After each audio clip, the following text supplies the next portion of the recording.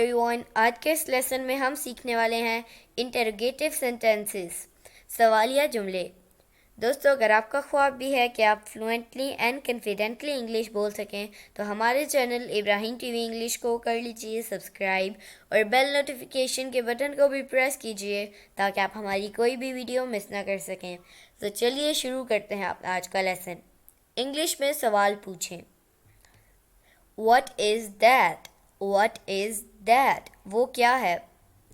अगर कोई चीज़ दूर हो तो उसके लिए हम यूज़ करते हैं that, और that का मतलब होता है वो। और अगर कोई चीज़ करीब हो तो हम उसके लिए यूज़ करते हैं this. This का मतलब होता है ये। What is that? वो क्या है? Anything else? Anything else? और कुछ। For whom? For whom? किसके लिए? Then what? Then what? फिर क्या? Why now? Why now? अब क्यों? What to do? What to do? क्या करें? What to cook? What to cook? क्या पकाएं? What else? What else? और क्या?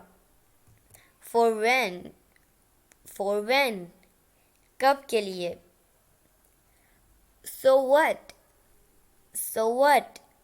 तो क्या? Why so? Why so? ऐसा क्यों? What to study? What to study? क्या पढ़ें? क्या पढ़ें?